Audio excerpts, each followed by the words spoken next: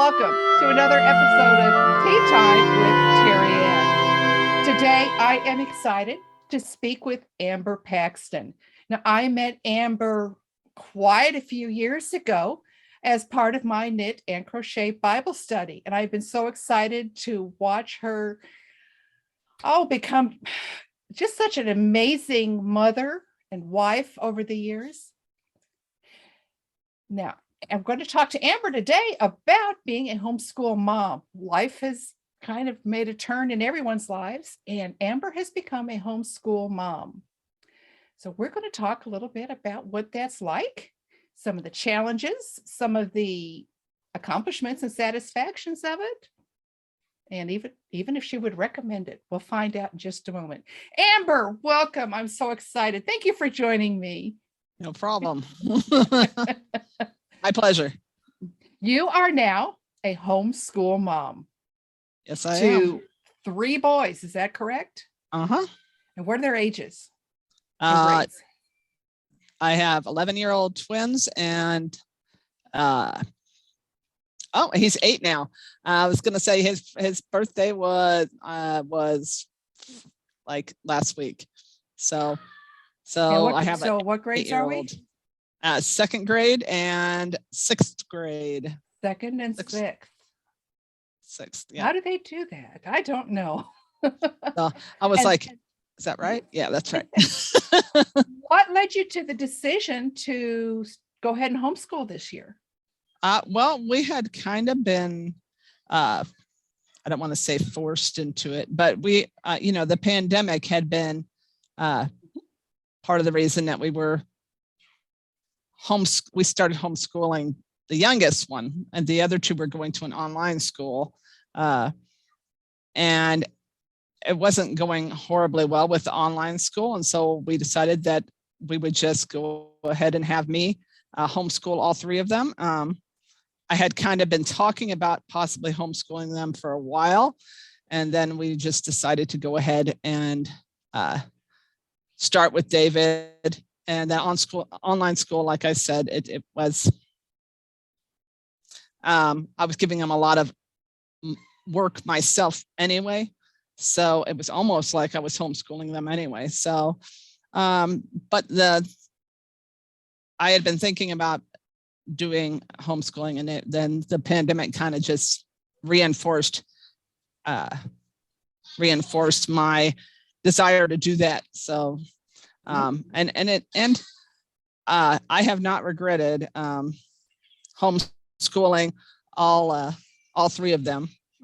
Although it has its moments, it's actually been very rewarding. And I think that I didn't do it for a while because I was nervous that I wouldn't be able to, that I wasn't because I didn't have a degree in this or that. And so I didn't feel like the average Joe could do it very well.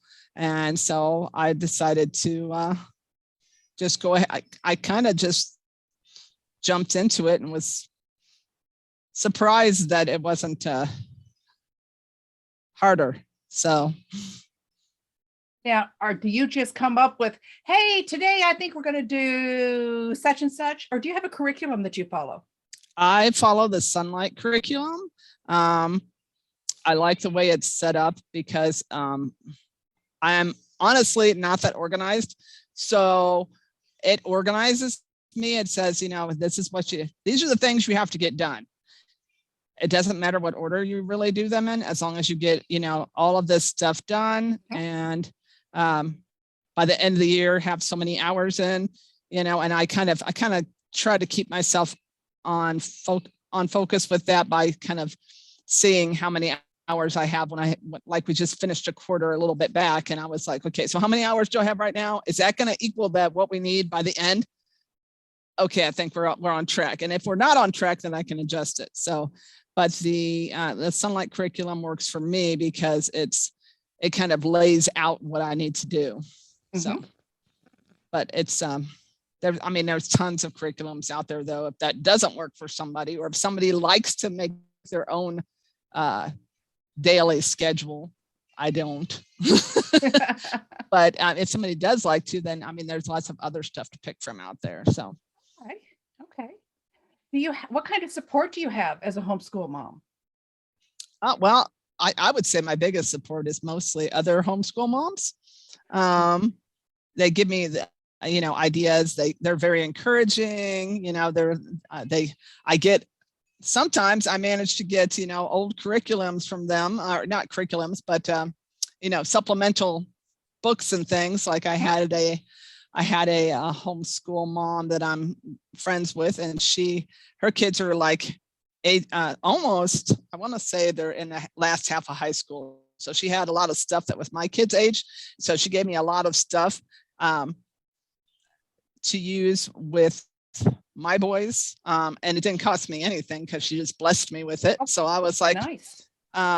Plus, we're looking into for the socialization aspect, because a lot of people are like, oh, homeschool kids are weird because they don't get enough social interaction. And I have to say, they probably have not had enough social interactions because of COVID. But when that kind of calms down,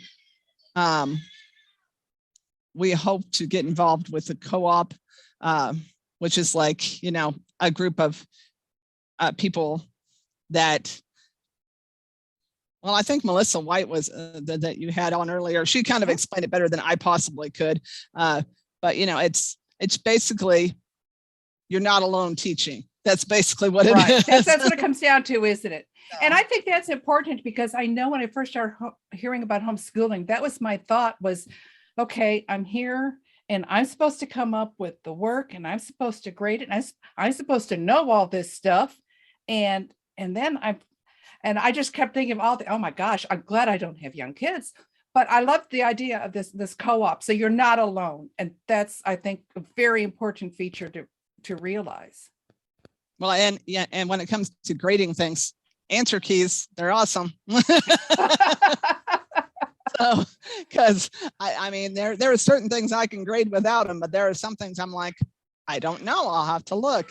So how does it work for you? You're home all the time. You've got pretty school. much.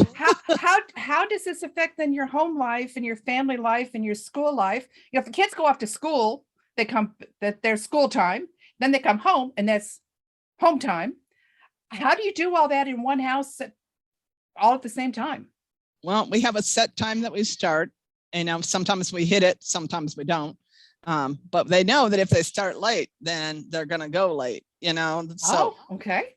So if they start late, and some days are going to be shorter than others. I mean, there's on the curriculum, it's not 100% consistent with this day's going to be, you're going to spend this much time in English. And there are certain things that, that they don't get done as quickly. For example, my youngest does not like copy work. Like, he's getting better, but at the beginning of the year, it was like it would take him an hour to finish something that should normally take him maybe 20 minutes, So, but he would drag his feet and draw a picture and drag his feet.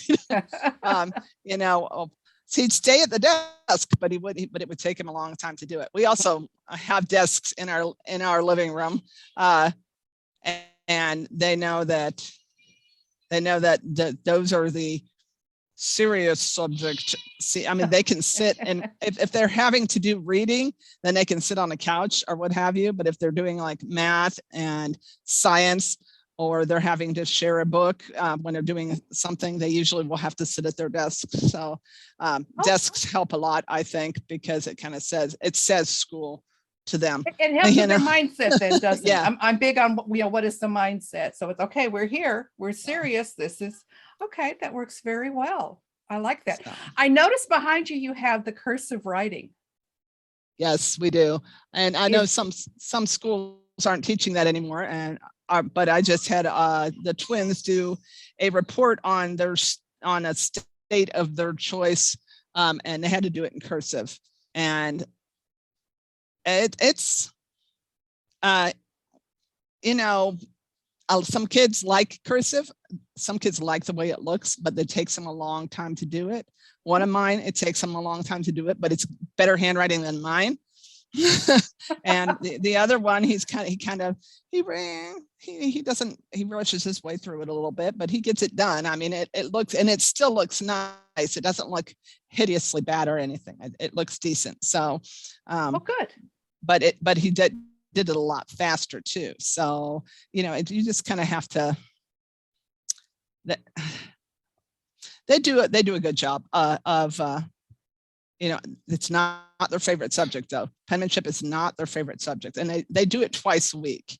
And that's something that you can add in. I believe that David, my younger one, has less, he has more,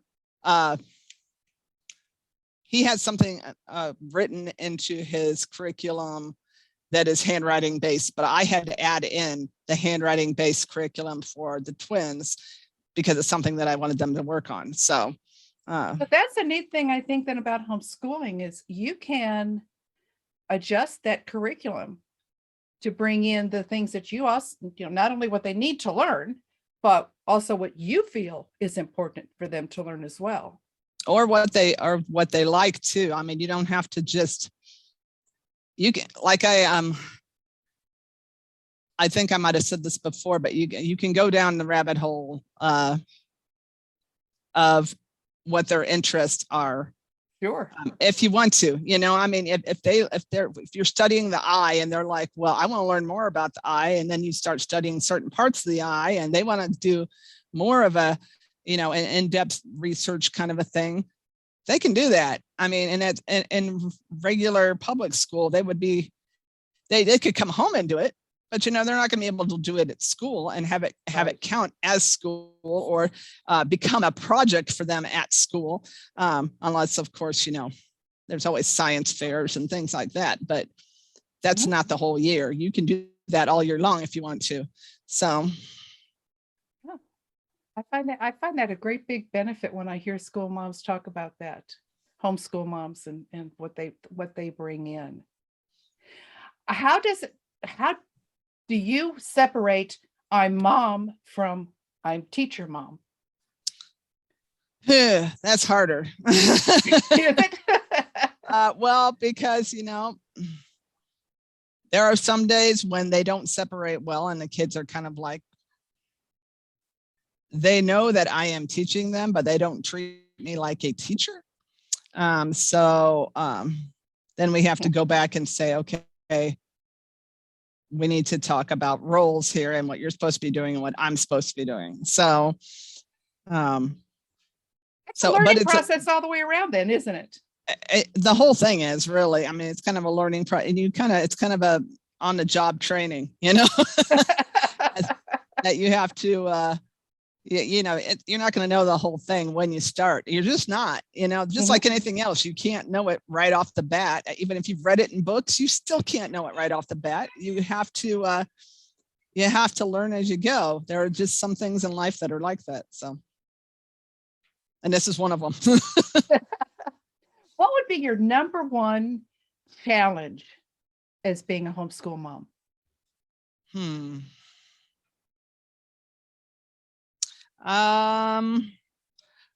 Probably the hardest challenge for me when it comes to our daily schooling is dividing my time between the two grades. You know what I mean? Between this, because even though some of their stuff is similar, it's not all the same. And so, someone will finish something and then they'll want to do the next thing so they can move on. And I'll be like, I can't, I'm doing this right now, so then I have to give them some kind of busy work to do while I'm doing this, or I'll just have to say, you know what, I'll search through, find something small for them to do in a curriculum so that they can get that done ahead of time.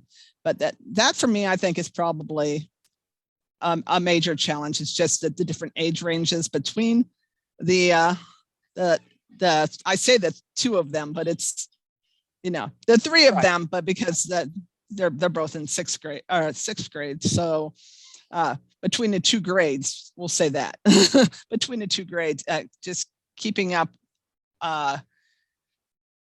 when somebody finishes and keeping things going so that we're not doing this at 4 o'clock in the afternoon when you could be done at like 2.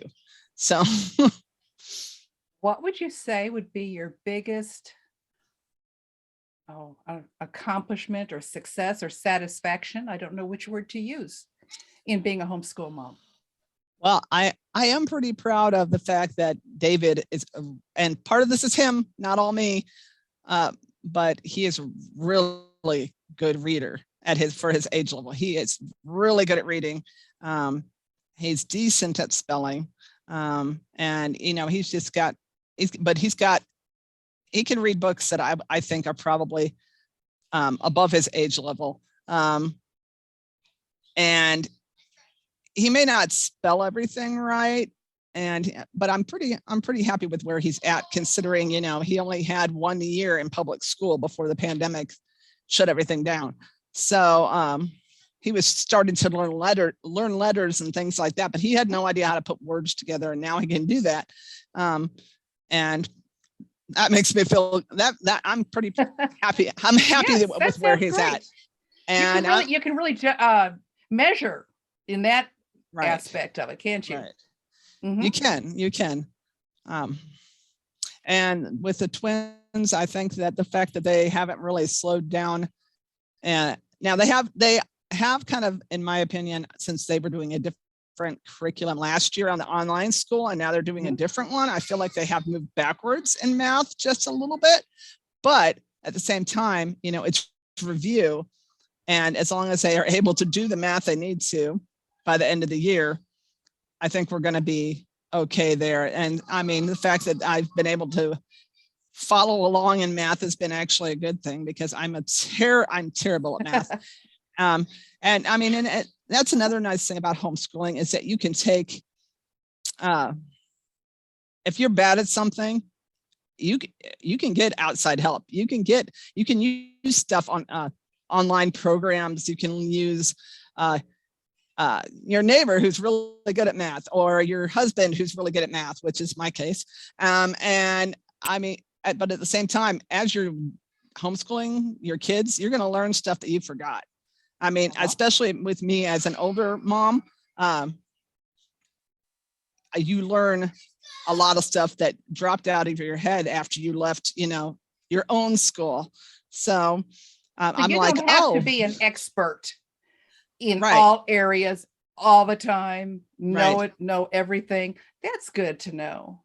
Well, you don't have to be an expert in any areas. All right. I mean, it helps. I mean, if you have some things that you're especially good at, but I mean, at the same time, you don't have to be an expert. And like I said, answer keys are your friend. So, but I mean, like I said, you also learn things when you go through stuff with your kids, and it might be stuff that you might not have ever learned before. So, wonderful. Weird things like, platypuses are venomous. They have these little spikes on the backs of their legs. But anyway, really? Yeah. So it's weird stuff like that. And I also, there's another animal that doesn't have a stomach that I did not know about. So, and because it's an animal. No way. Yeah. I don't remember what animal it is, but it might've been, was it platypuses too? I don't remember now, but it's an animal that you would think would have a stomach. So, I mean, there's little things like that you learn along the way, and you're like, I didn't know that. So, and if I feel like the day has been too short, or this subject, because some of the things that in my curriculum, to me, are not as robust as they could be. And so I will go online and I'll find a video about that particular thing that's aimed at kids. And, like ancient Egypt is something that David and I are studying right now. And so I'll go online and I'll find a video on, King Tutankhamun and how they found his tomb and that kind of thing. And we'll watch that for 15 minutes, and it's history. So, I mean, yes. So the internet is a resource that is hugely helpful, especially if you're trying to plump up your curriculum somewhat. So nice. If a young mother were to come to you and say, okay, Amber, I think I need to homeschool. I want to homeschool, but I'm so scared. What would you tell her? I would tell her I was scared too. That's the reason they didn't get homeschooled until my hand was kind of forced. I I think that anybody can do it. I mean, I'm sure there are some people that have learning difficulties that might not be able to function as well, but then you could take advantage of other things like stuff from the internet. You can take advantage of the co-ops. You can take advantage of a lot of things, and work with the things that you are good at, and then use help in the things that you're not. You know, like if you're a terrible speller because you have dyslexia or something, then you might use the answer key in spelling all the time. And so, I mean, I think anyone, learning disabilities or no, can do it. I mean, there's just enough out there that you can take advantage of that. And I mean, and they're your kids. You know them best. You know them best. You know them better than anybody else. You know what they like. You know where their strengths are. You know where their weaknesses are. You can use that to make the school something they actually enjoy rather than something they're like, oh my gosh, it's school again. Although by about halfway through the year, they're already kind of like that anyway. But yeah, it's been a fun experience, and I think that one that I don't regret at all. So, and Nice. I'm actually really glad that I've done it and would like to continue. So. Oh, I love that. That is awesome. I want to thank you, Amber. Thank you so much for joining me. It's been interesting to talk about homeschooling and to see how you can adapt your lifestyle and work around it and go forward. And you don't have to know everything to be able to step in and do this. Thank you so much. I really appreciate it. Thank you for watching. Stay tuned for the next episode of Tea Time with Terry Ann.